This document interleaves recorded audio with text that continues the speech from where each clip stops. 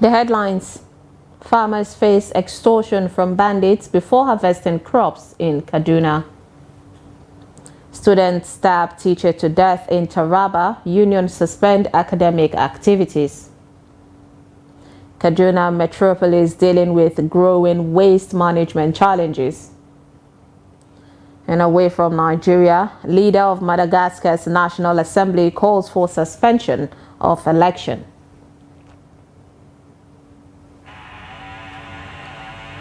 Hello and welcome to Trust TV News Update. I am Sumaya Abubakar.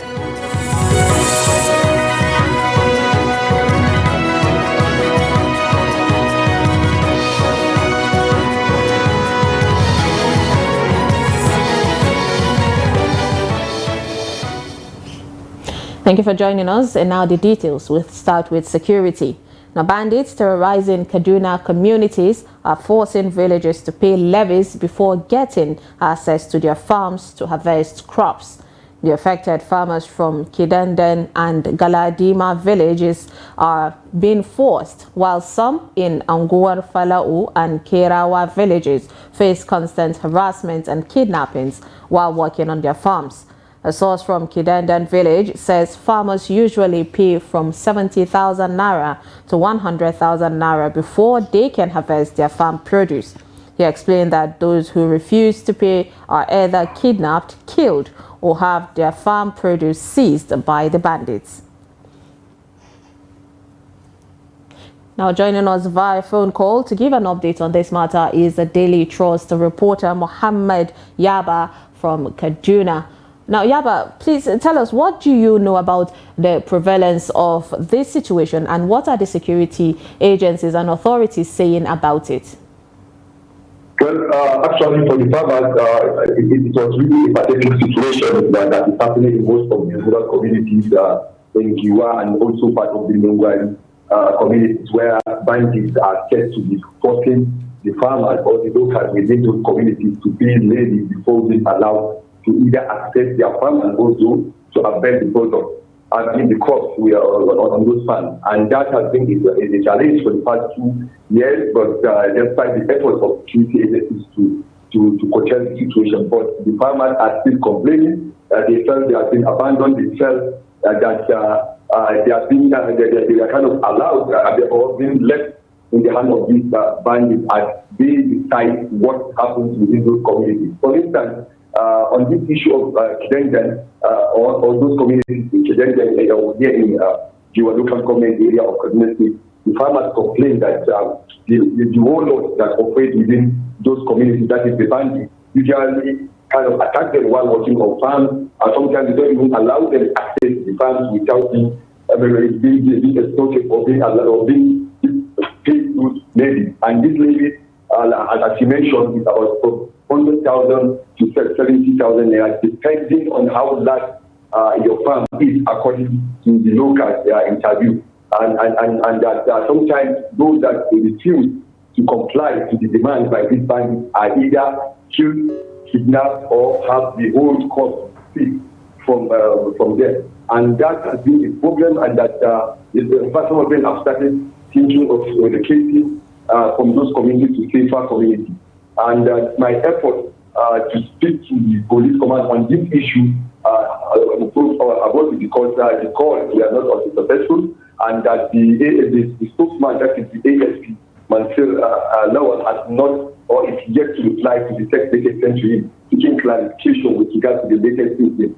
But about 2-3 weeks ago, when I spoke to him about an incident that happened in one of the communities, he told me that the command is doing everything possible to see that they protect every life within those rural communities. But according to them, they cannot be everywhere, and they cannot have enough, or they don't have enough personnel that will kind of remain in those communities where such incidents are happening.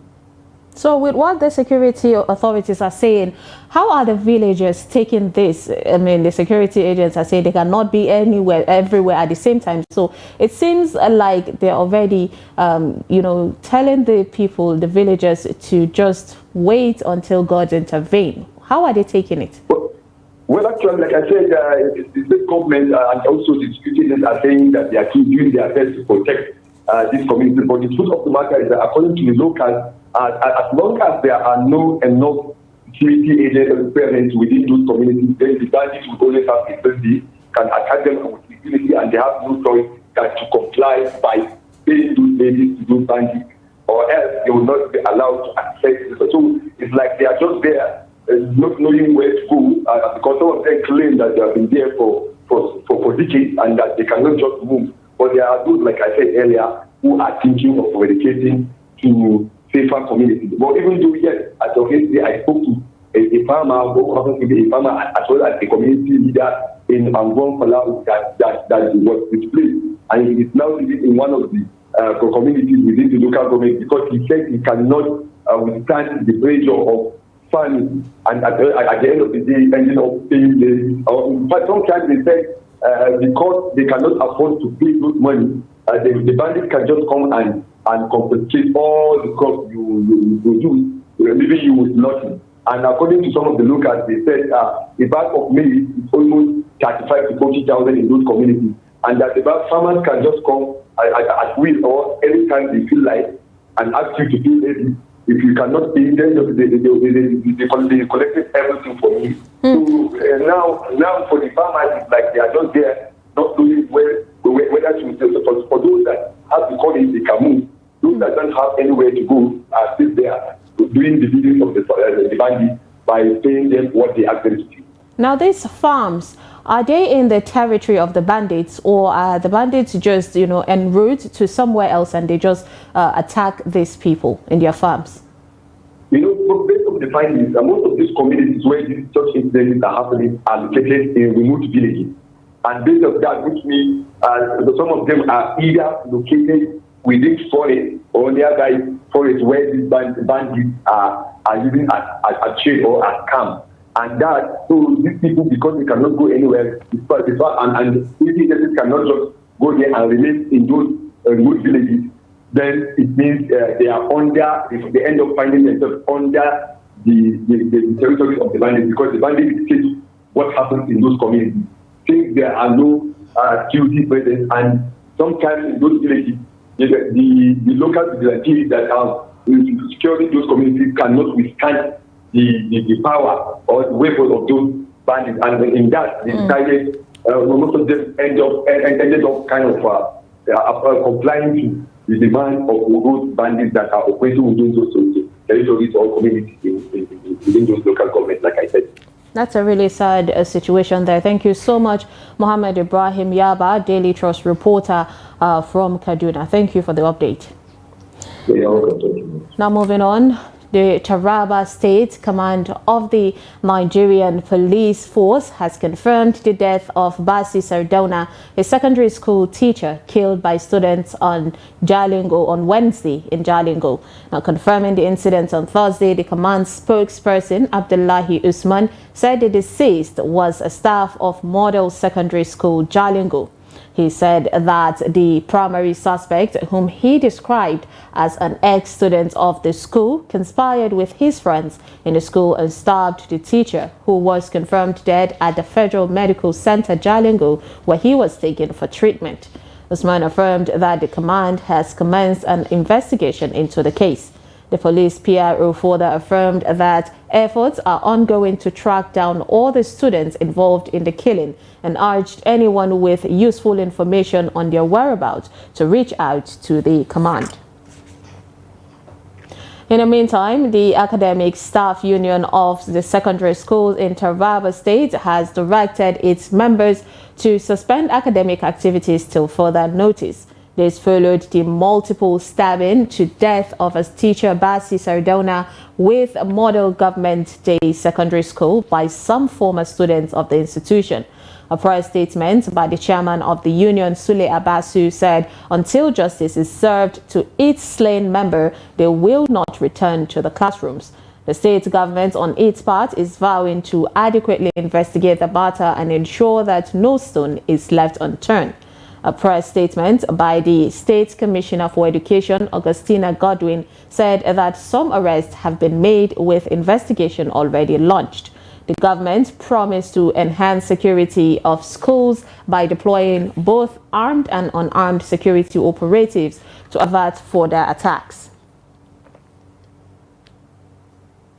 Displaced victims of violent conflicts living in host communities continue to face stigmatization and discrimination, leading to a dysfunctional relationship with other members of the community. A new approach, however, is being implemented in Adamawa to help facilitate the social cohesion between the host communities and displaced persons. Salis Lawan has more. Adamawa State has a large number of displaced persons scattered across host communities in Malkohi, Yola South, Fufore, Gombe, Mubi North and South local government areas. The overwhelming humanitarian challenge is being complicated by a new social dilemma. The stigmatization and discrimination of IDPs is now threatening the coexistence of communities. This new approach and adoption of a social cohesion mechanisms, however, is designed to mitigate the phenomenon. Stakeholders across communities are now calling for a collective effort in promoting social interaction in affected local government areas to address communication gaps. We all know that a lot of ethnic group in Adamawa has also separated and have faced a lot of tension. So these IDPs are also living within the host communities, creating again a lot of social cohesion issues.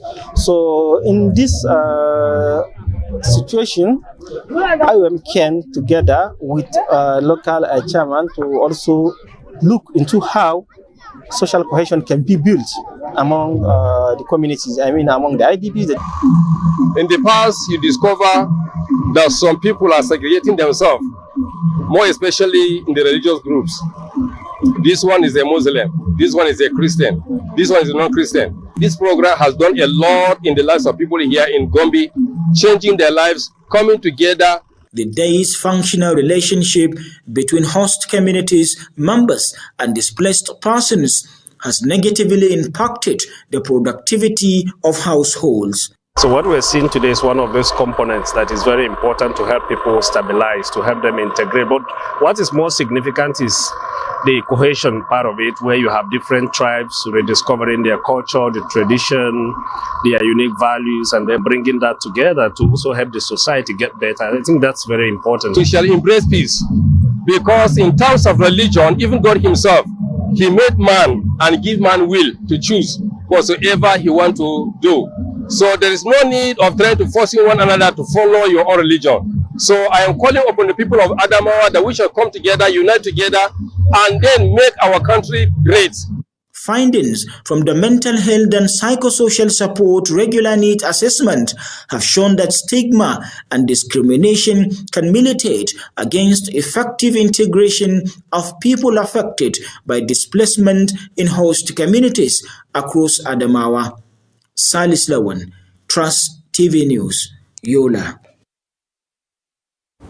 As Kogi prepares for Saturday's governorship election, the executive chairman of Lokoja Local Government Council, Mohammed Nangasabe Mohammed, has reportedly slumped and died.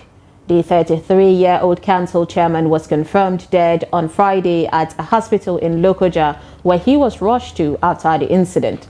He was said to have been active, attending a series of political meetings all day in preparation for Saturday's governorship election in the state. A family source said he was rushed to Shifa Hospital, Lokoja, shortly after the collapse in the house in the late hour of Thursday.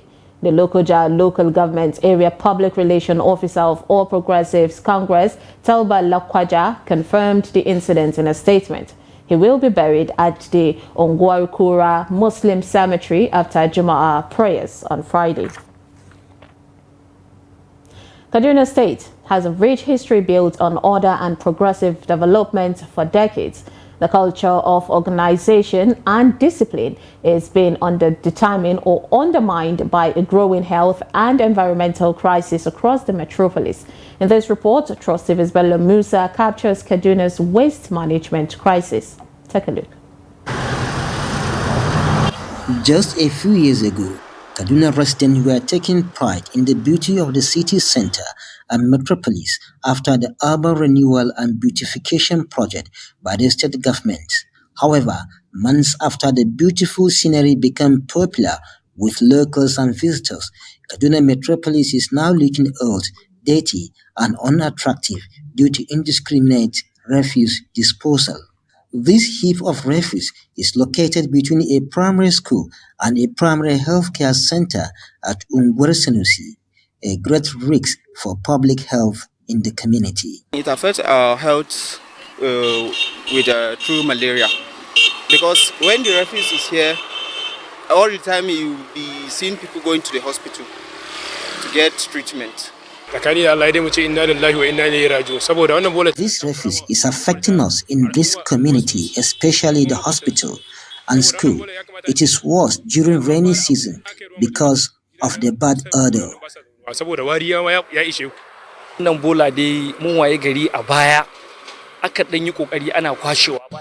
In the past, they used to evacuate it, but now it has reached to this level. We don't know why they yet to evacuate it.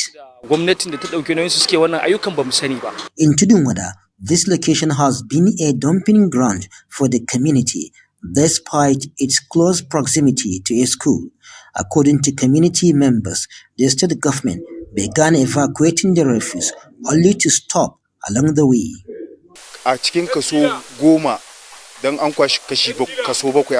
They started evacuating the refuse, but they stopped along the way, and we don't know why.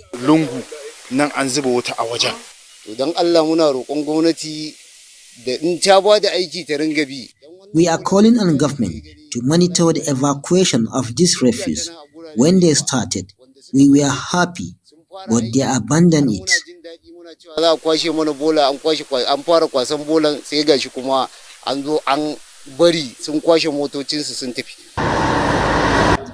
The waste disposal crisis is undermining the well-being of residents who say the government needs to step in and mitigate the phenomenon. We are appealing to government to provide designated places for dumping refuse as well as provide refuse bin within the communities. Lack of refuse bin is responsible for this indiscriminate dumping of refuse by the people. We are not happy at all, but we are pleading to the government, if there is anything that they can do about the refuse, they should please try and come and do it. Because as you can see, there is a primary school beside it. After the primary school, we have primary health care beside it. My call to the government is to look into our plight. Behind me is a school. Mosquitoes are too much in our community because of this refuse.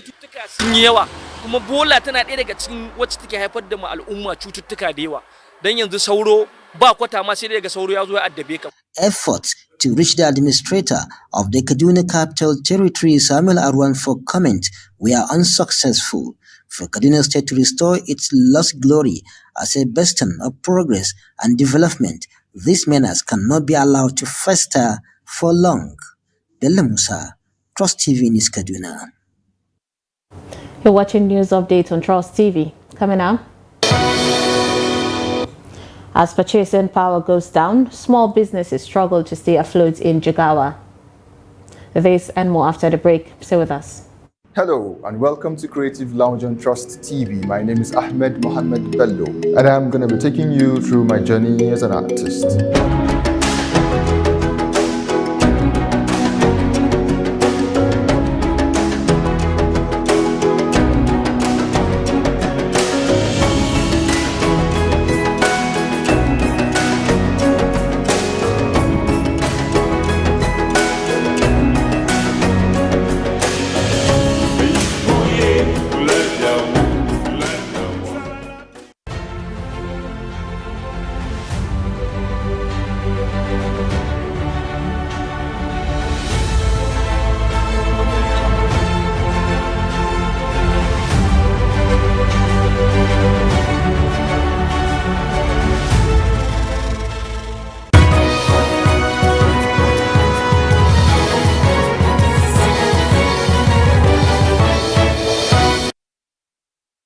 Welcome back. If you're just joining us, this is News Update on Trust TV. Here's a recap of our top stories. Butcher farmers face extortion from bandits before harvesting crops in Kaduna. And students stab teacher to death in Taraba. Union suspend academic activities. Now, President of the Senate, Godswill Akpabio, says ministries, departments and agencies that fail to appear to defend inputs in the 2024 to 2026 medium-term expenditure framework and fiscal strategy paper risks being sacked by President Bola Tinubu. The Senate President gave the warning at the opening of a 5-day public hearing on the 2024 to 2026 medium-term expenditure framework and fiscal strategy paper organized by the Senate Joint Committees on Finance, Appropriation, National Planning and Economic Affairs, Local Content and Foreign Debt. The report. Senate President Godswill Akpabio, declaring the 5-day public hearing open, decried alleged frivolous expenditures by MDAs, particularly the government-owned enterprises. That every head of agency invited to come and sit down and interact with the Senate of the Federal Republic of Nigeria with a view to planning and strategizing on how this present administration can succeed. Any serious-minded appointee or any head of any agency that is interested in the success of President Tinubu's administration ought to be here. He acknowledged that in view of the current realities, borrowing cannot be totally avoided, but cannot be allowed to continue unchecked. According to him, achieving a balance to reduce budget deficit requires legislative work to look inwards towards increasing revenue generation and blocking of leakages. Look into those legislations and see where they tend to conflict with the Constitution. It's a ground man. Tinker with those things and ensure that we have more revenue that will meet other obligations of government, not just allowing people to build and spend, and at the end, bring out what they call excess. So those agencies, don't be worried. We'll appropriate for you, we'll due to you, but we'll not allow frivolous expenses. Earlier at the opening session, Chairman Senate Committee on Finance, Senator Sani Musa, who acknowledged the complex and challenging economic situation, said the 2024-2026 MTEF and FSP document represent a critical roadmap that charts the economic and finance courses of the country for the coming year 2024-2026. Also, on the 4th day of the public hearing, the Senate Joint Committee resolved to continue to investigate targeted at blocking revenue leakages and curtailing frivolous expenditure by MDAs. An investigative hearing on the remittance of all revenue-generating agencies of government to the consolidated revenue account of the Federation, as well as the payment of the first stamp duty, 1% stamp duty on all contracts executed in all MDAs. Revenue-generating agencies appeared before the Joint Committee and made submissions. Some of them, which are the leading agencies in terms of revenue generation, presented their projected revenues for the 3-year period of 2024-2026. Rashidat Yusuf for Trust TV News.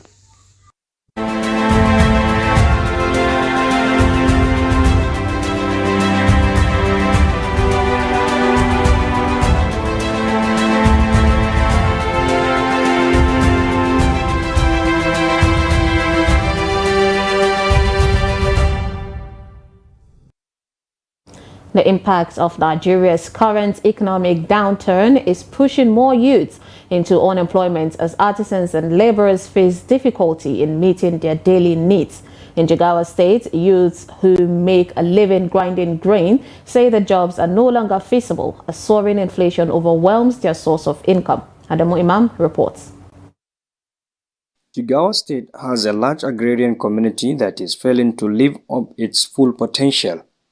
This means well-paying jobs are hard to come by. So for most young unemployed youths, they rely on daily paying jobs to earn a living. But even these jobs are hard to come by because the economy has caused a decline in patronage. We are witnessing low patronage is due to the hardship in the country. In the past, we have so many customers that I may not be able to have this interview with you, but now the patronage is gone. But due to the present situation, the work is minimal. People find it difficult to even buy grains now. That is the reason for our downturn. The agricultural value chain is one of the hardest hit by the current economic climate, meaning people who usually have grains to process can no longer afford to do so, limiting patronage for people like Shamsu. We are used to bringing 15 to 20 up to 30 measures for grinding, but things have changed now and we hardly bring 7 measures in a month to go and feed as well. We are feeling the impact of high cost of living. Now to get money is very hard. We are used to paying 100 naira or 200 naira for grinding, but now it is higher because of fuel price. The price keeps changing, whether on national grid or power generator. The cycle of economic depression occasioned by subsidy removal and global economic downturn continues to disrupt the lives of ordinary Nigerians. So far, the hardship keeps multiplying. Adam Imam, Trust TV News, Jigawa. Away from Nigeria, the leader of Madagascar's lower house of parliament called for the presidential election, whose first round is scheduled for November 16th, to be suspended, saying conditions for the vote had not been met. Despite not having legal weight, Christine Razanamahassoa's appeal signals the deepening isolation of President Andre Rajoelina, whose opponents have held weeks of daily marches in the capital that police dispersed with tear gas. The required and necessary conditions for an election in accordance with the law have not been met, according to Razanamahassoa in a statement. The two bodies that could postpone the election, the Independent National Electoral Commission and the High Constitutional Court, did not respond to the call for suspension. Rajoelina ascended to power in a 2009 coup, prompting an exodus of foreign investors from the Indian Ocean island. This month, he is running against a dozen candidates, including two ex-presidents, Mark Ravalomanana and Henry Rajaonari Mampiana. Opposition parties claim Rajoelina should be prevented from running because he acquired French nationality in 2014, which they say automatically revokes his Malagasy citizenship.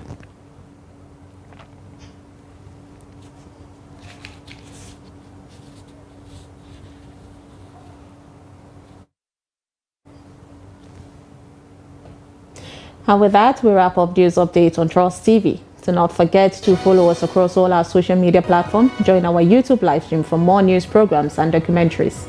I am Sumaya Abubakar. Thanks for watching.